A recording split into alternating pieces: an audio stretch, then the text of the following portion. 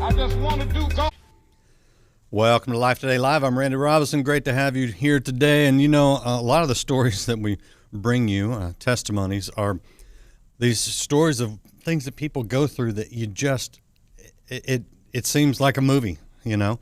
And in fact, today's story was made into a movie. And the book just dropped. I'll show you the book. It's called Beautifully Broken. And we'll get into the story here. But I want to show you also a clip from the film, the trailer from the film, just to kind of set up the story. The film is available, and the book is now available, and today's guest is Randy Hartley, so you'll meet him. But watch this trailer, and then we'll come back and we'll talk to Randy Hartley about Beautifully Broken. No man knows how or when his test will come. Evacuating? You have to get your family out. I'm gonna get out of the car. My story would not be complete without two other families who each faced their own struggles. Say hi to Randy Hartley. It's nice to meet you, William. Pleasure to meet you as well, Mr. Hartley. Daddy has to work. Again? War is breaking out, and you're hiding behind your woman, and you're little hut. You know I have no choice but to join. For a fact that isn't ours. Your husband belongs to us. Everything okay up there? I'm just doing my best to provide for them. The best thing you can provide is you, Randy. Why did you want to be with Militia and not with us? That was the only way he could protect us. Get out of here! Stop! Get out the car! This might be your best way out of here. I could never leave my family. Andrea, open the door right now. These words cannot contain the love that I have for you. Till I see you again. It is time to face the truth. I won't let him take your life. Next! I work non-stop just to provide all this. We are losing her! Still, Take me home! what is your problem? Why is my family falling apart? He must know what happened. Everyone is broken in some way, Andrea. Who knows how God will use your pain? This was not your fault. It is not who you are.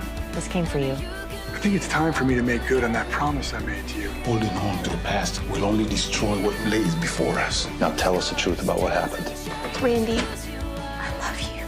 True friends are always there for each other. You're very sneaky. We love surprises. Your life is not where you've come from, but what you do with the days before you. That is Beautifully Broken, which is out, and you can see it. The book is out now. Randy Hartley is, well, one of the main characters in the film, but actually a real person. He's here with me now. Randy, great to have you on Life Today Live. Well, thank you, Randy. Good to be here with you. All right, now when I watched that trailer, I was like, wow, okay, there's a lot going on here. And probably more than you could tell actually in a film, and so great to have the book. But Right. kind of explain to people what we're seeing here in these two worlds Sure. intersecting. Yeah. Yeah. Well, it really is. It's about really ultimately three families. So I'm a financial planner in Brentwood, Tennessee, a suburb of Nashville. And my daughter's life had taken a left-hand turn and she was going down a dark spiral. We'll talk about that a little bit. But as a desperate dad trying to save her, one day I came home and we had a letter from Omahosa. That was her pen pal that she'd been corresponding with for 10 years through Compassion International. That was Omahosa from Rwanda. And one day I came home and I saw that letter. And I don't know why, but I thought, that's it. I'm taking her to Rwanda. I tell people all the time, God knows why I thought that was an answer, but God knew why. But how do I get there? How do we make this happen? Thankfully, my neighbor was William Muzerwa. William had escaped the genocide, had been a refugee, became my neighbor and a friend. And I approached William about leading our family back to Rwanda to meet the girl we've been sponsoring. And then in that story, we learned all these revelations of how our family had been broken by my daughter's situation. The Muzerwa family had been broken by the genocide, having to flee. Omahosa's family had been broken with her dad having to go to jail when she was 2 and just got out less than a month before we got there. And yet God was able to take the threads of those three lives and weave them together in such a way that all three families ultimately helped each of them to be redeemed. And that's it. It's beautifully broken. We're all broken at one point, but that was a chapter in the story and not the title of the book or the movie. So just for people who may not know, it's because it's been 27 years or so, 20, 28, something like that, almost 30 years. Rwanda had a genocide there between two factions, the Hutu tribe and the Tutsi tribe. I actually went there a year after all that happened. We built an orphanage in Life Outreach, and so I've seen it. And the atrocities there were horrific. People literally taking machetes to each other, family within family, church within church, and it was one of the most in my lifetime, maybe probably the worst thing I've seen. I don't know. Ukraine may rival it, but that's sort of the backdrop of what was going on in Rwanda. What was going on in your family? Right. Well, you're right. First, Rwanda, I mean, to put it in perspective, 1 million people died in 100 days in a country of 8 million people. So 1 out of 8, 10,000 people a day. It's unbelievable. And it was really that was the backdrop.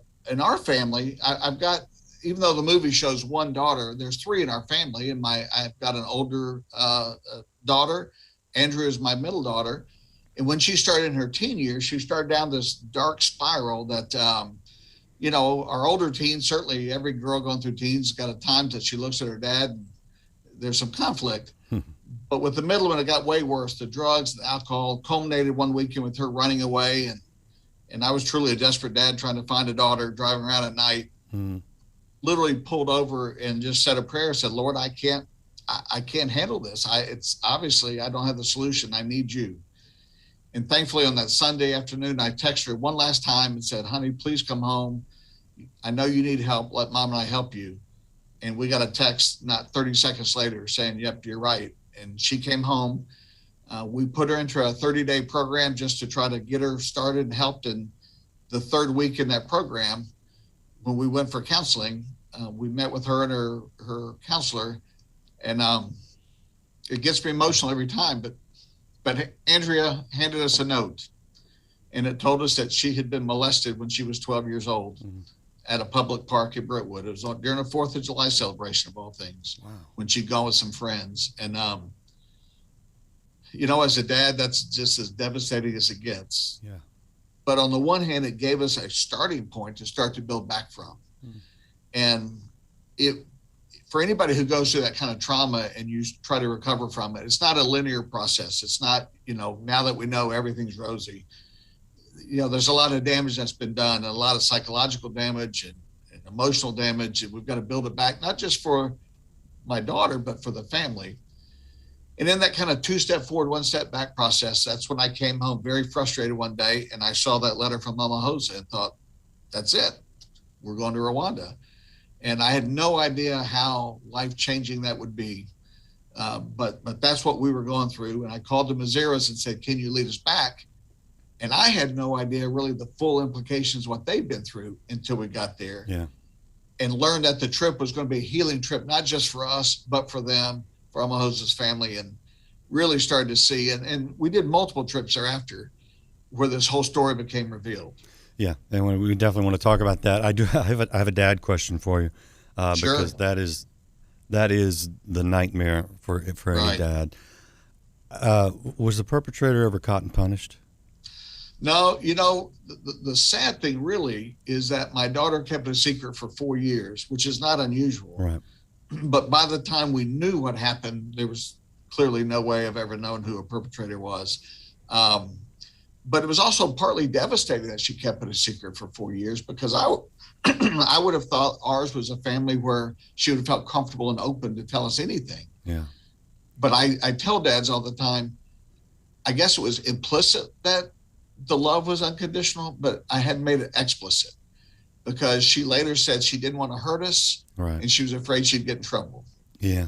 And for a 12-year-old to try to hold on to that and process that is impossible. And so that deep, dark secret, you start believing all the lies of the devil. You start believing that you're worthless, that you have nothing to give, that it was your fault. And then when you think of yourself as worthless, you treat yourself as worthless, and that leads to the drugs, the alcohol, the rebellion, all those various things. So thankfully, we finally got help and got the counseling and learned what it was and started to build back. But One thing I was told, probably the best advice I ever got was don't ask her questions about the details. She'll reveal what she wants to reveal when she wants to reveal it. But if you ask questions, it makes it seem like those details matter. It's almost like you're trying to figure out and assess blame. Yeah. So it was probably a 6-year process where she slowly told us more about it. But the bottom line is the perpetrator was a stranger, and who knows who it is. But we don't know. and you know that advice, I'm sure it's great advice. Probably the hardest thing for a father not to do. Oh, absolutely. Absolutely. It's terribly hard. But in a way, it's a blessing for me, too, because by not knowing, I always feel like that was God shielding me. He didn't ask me to forgive, per se, because I just didn't know. It was just my job to try to lead our family forward. And that's part of what the story is about. Did you ever get to the point where you had to make the choice? Do you want your own justice, or do you trust God's justice ultimately? Right. Well, and that's part of by not knowing, I never had to really answer that question myself. But you'll see as we learn more about the Mazzara family and how they're able to forgive and move forward. And that kind of became this backdrop of the genocide and how their family handled it, kind of became a mirror for us. Much less, we went through much less than they did. Right.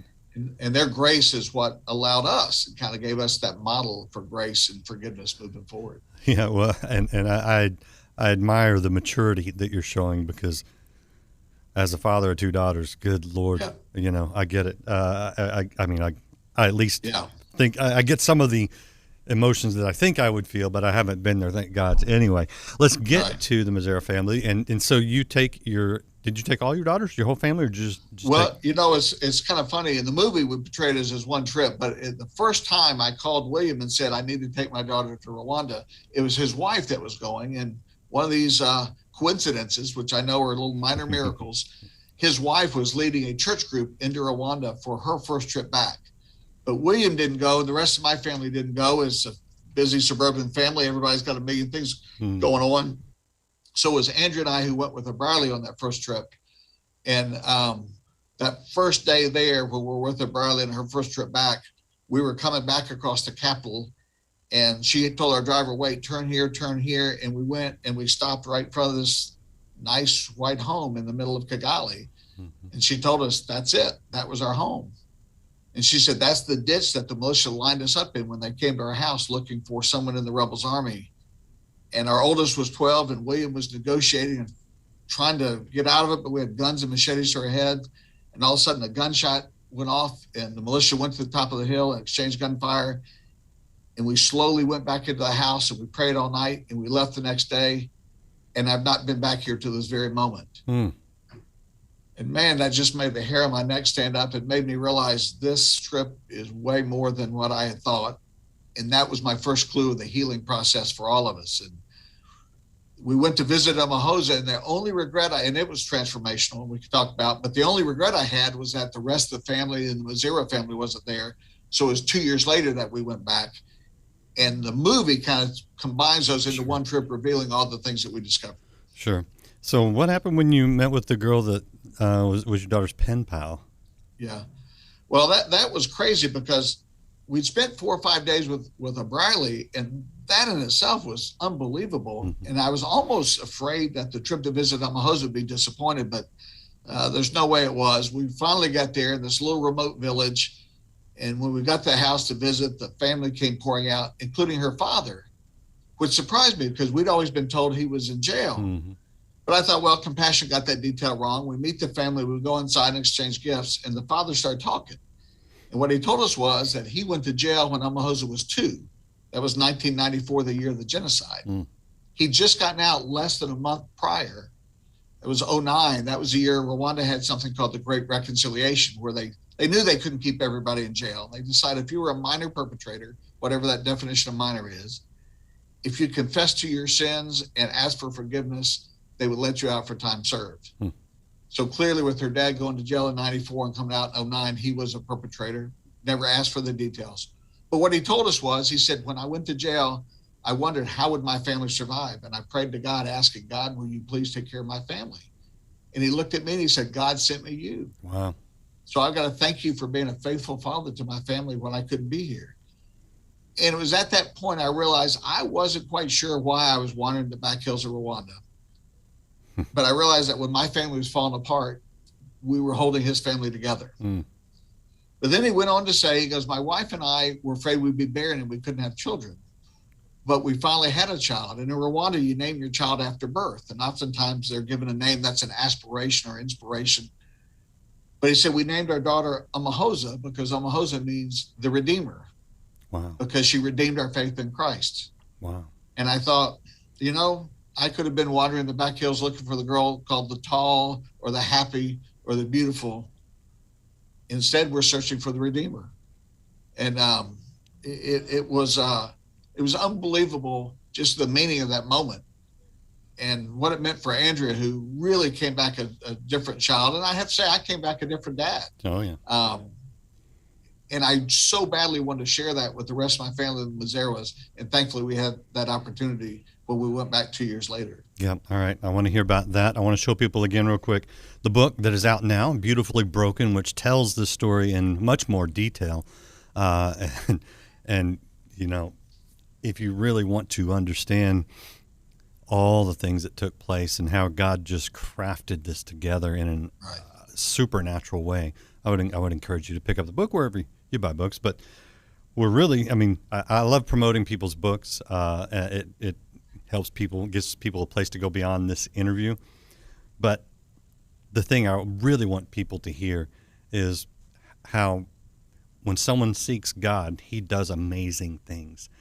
Yes. Sometimes we think it's all on us, but what we don't realize is that God is just pursuing us with his grace and his restoration, the redemption, you know? Yeah. And it's really amazing. Now, we need to get to the other portion of this story because we talked about the genocide in Rwanda and how devastating it was. But now with your friends, when y'all go back, you really understand the devastation. Oh, it was unbelievable. And this is why I wrote the book, because I was with them for more than what we'll talk about here. But as I was telling the story to people, they said, Randy, you need to write this down. This is unbelievable. And that's what led to it all. But we went back 2 years later. And when we first got there, so this is William's first trip back to Rwanda in 17 years.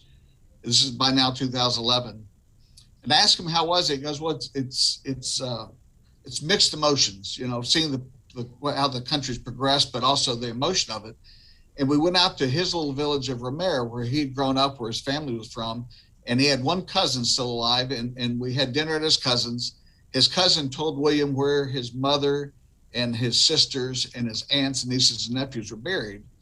So as we left, we parked the car and we let the family go down, of course, to the gravesite by themselves. And when they made their way back up, we were a caravan of about 5 cars in the mission group we had. And my family happened to get in the last car with William. So it was all of my family and just William driving. And not a quarter mile from where the gravesite was, as we turned the corner, an old lady comes walking out of a traditional Rwandan hut. William stops and goes, that's my mother's best friend. So he had been there in 17 years. And right as we walk by, she walks out. He hits the brakes, goes and talks to her. You can see them hug and talk for a minute. And then I could tell the conversation got more serious. And after about 10 minutes, William got back in the car and his mind was a million miles away. And he told us that night at the Bible study that his aunt told him, that this lady told him that his aunt had been culpable in his mother's death.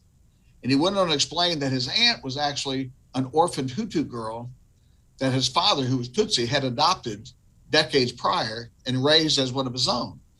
And William knew her growing up. She was a sister to his mom, had fed her and so forth. But he decided he needed to know more. And he said, I'm going to go visit her tomorrow. Please pray for me.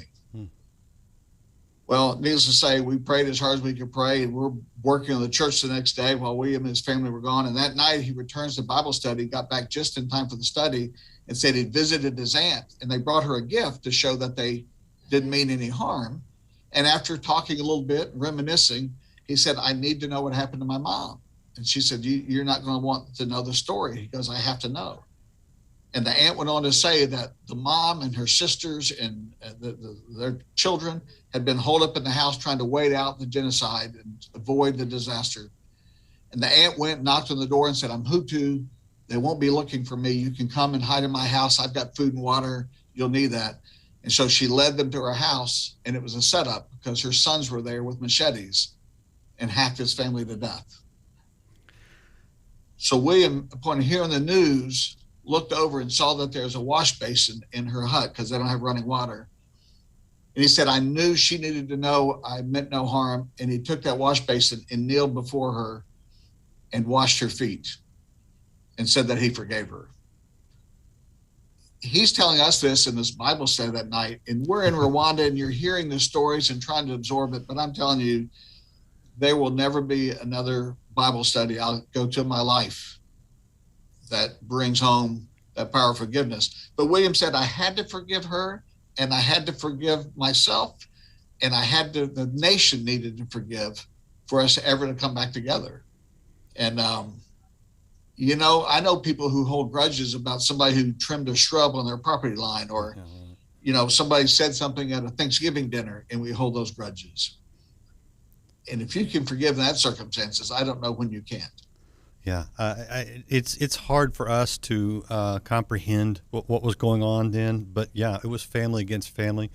And you can check out the movie, beautifullyBrokenmovie.com, and watch it, and it'll really hit home. We talk about this in church. You know, you're a church guy, you're a church-going family. We talk about forgiveness. We talk about, you know, all the things we talk about in church. But when the rubber meets the road, man, it's hard to even comprehend. Yeah. You said this is, you know, the most impactful Bible study you ever had. But when you come home from that kind of thing, and your daughter comes home from that kind of thing, what's the big paradigm shift? Because I know you had one. Yeah. Well, I tell you, with her, I think it's number one, the mirroring of their ability to move forward. That, you know, brokenness can be a chapter in your life story, but it doesn't have to be the title of it. Wow. And same as our book. If we were broken and stayed broken, I would try to hide everything that happened to us. But it's beautifully broken because God does have a plan and a purpose. And Briley Mazzara says, if you'll take your pain and give your pain to God and let him make it your passion, then you can do wonderful things. And so my daughter did come home. Before the trip, by the way, I said she had to pay for the trip by volunteering at Legacy Mission Village. That's the not-for-profit that Mazzaras founded to serve other refugees. And I mentioned earlier, she was stuck in this place of feeling worthless and no self-worth.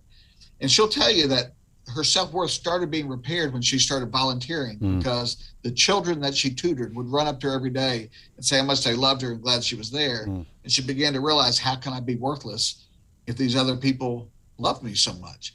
And as parents, we could pour all the water we want to in that sieve, but it just leaked out. It was when others started telling her. So I think as you reach outside yourself, you start to see that. But to see it in the way it was demonstrated in the Mazzara family, who William says, I should have died multiple times in 94, and all the time I have left is a loan from God. I want to spend the rest of my days repaying that loan. But he doesn't just say it, he lives it. And then once you understand what he's been through and his ability to live it, that demonstration, I think, gave Andrea the strength to say, that's what I want to do. So she came back and did great in school, graduated with honors, international studies, learned Swahili, and she moved to Kenya and actually worked in the mission field for 8 years. Wow. In Kenya, as a totally changed person from the girl that started in the movie, the one that you see. What does that do for you as a dad?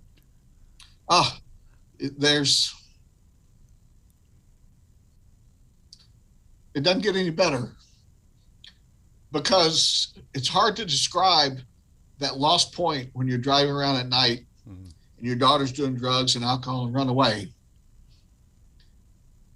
That's the lowest point it can get to. And that's when I prayed and said, God, it's out of my hands. I think I'm in control sometimes, and I know I'm not. And for it to come full circle, to have a daughter who comes back with a purpose-driven life, it's like a rebirth. It doesn't get any better. I mean, that's why I tell the story, because I know there's a lot of people out there that are broken in various ways. And I'm evangelical that it is a chapter in your life, but God is there And if you feel abandoned, it's because he's gone before you. He's laid a path that you can't yet see. But it just requires that faithfulness to see it. And, you know, the Mazzara family, they had been refugees for 7 years before the family was reunited. And now they serve a ministry that served over 12,000 people. You know, Moses wandered for 40 years. Jacob was in a hole and held, you know, a slave for how many years. But it doesn't mean God's not there. And so that's it. I just say, you know what, my mess is now my message. That's where I feel called to do. And especially in this day and age, we're on social media and Facebook and otherwise. You get the impression that, you know, everybody's a straight A student. Everybody's little league team is winning their games and all vacations are fantastic. Yeah. And yet you can feel in that dark hole. And, you know, especially here being Easter week, you know, we're trained to hide our scars because who wants to share their scars? And yet, if you think of the resurrection, man, it hit me that when Jesus came out, the first thing he did when he saw his disciples was he showed his scars, not to remind people of his pain, but to remind them of his victory over it. Yeah. And that's what I think our book tries to do, is it shows people that we've got some people in dark places between Omahosa's family and the Mazzaras and mine. And yet I would say we've all come out of it. Not that God ever wanted us to be in those dark places. I don't think he does, but he doesn't promise us as Christians that we won't get in a dark place. What he promises is I won't abandon you and I can lead you out of it. Yeah.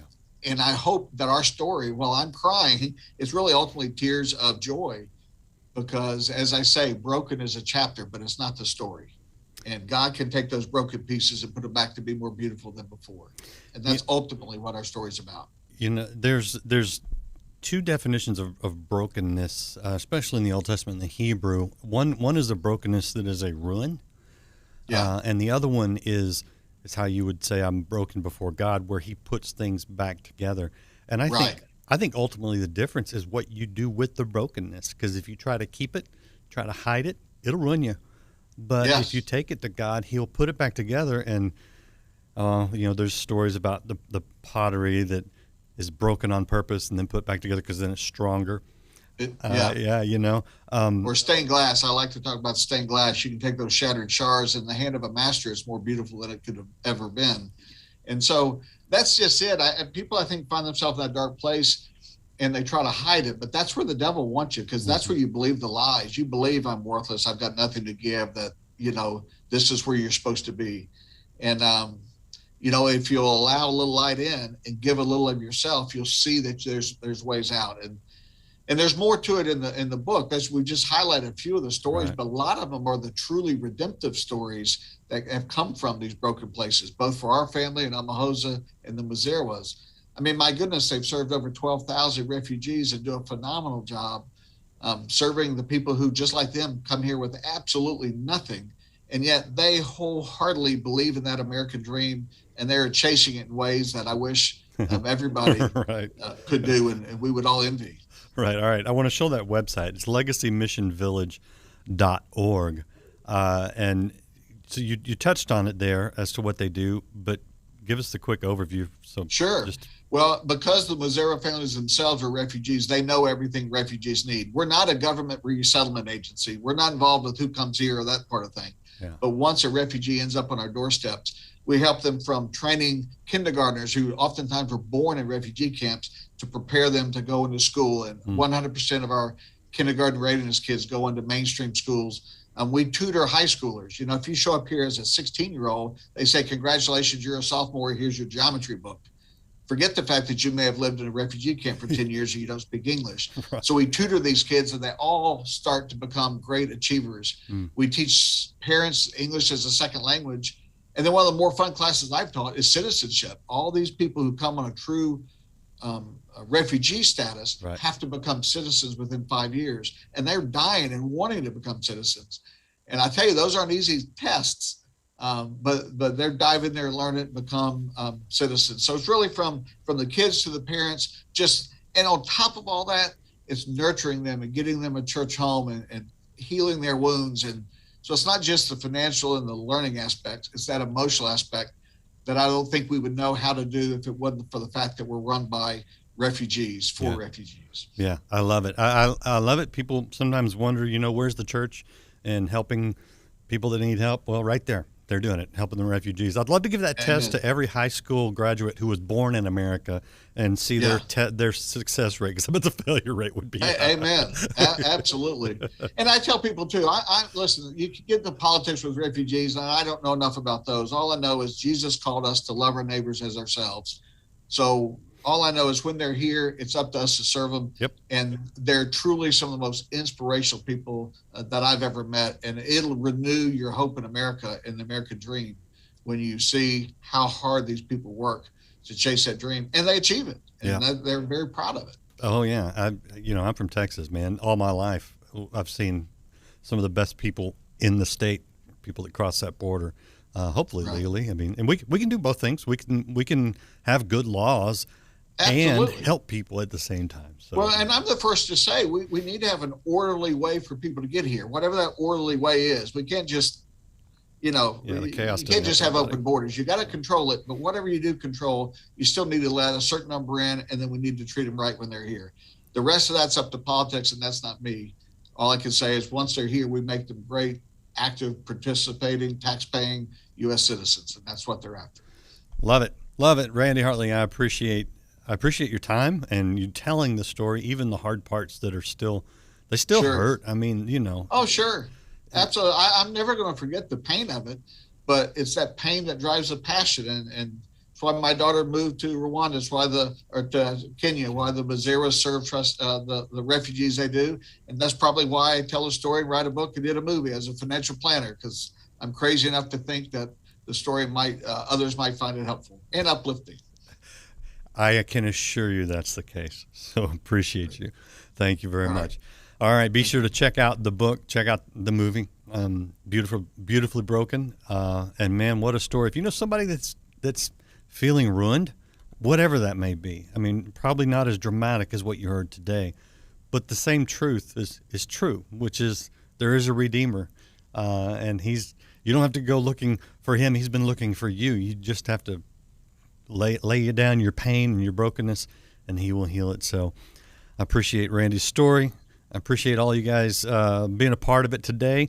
Be sure to check out this book, Beautifully Broken. It is available wherever you get books. And again, the film, you can see that. BeautifullyBrokenMovie.com, by the way, is a good place to start. Wouldn't you say with the Lord? We got more great interviews this week. I'm excited. So I look forward to being back with you tomorrow and the rest of the week. Join us again next time here on Life Today Live. No longer will I rely upon my goodness, upon my personality.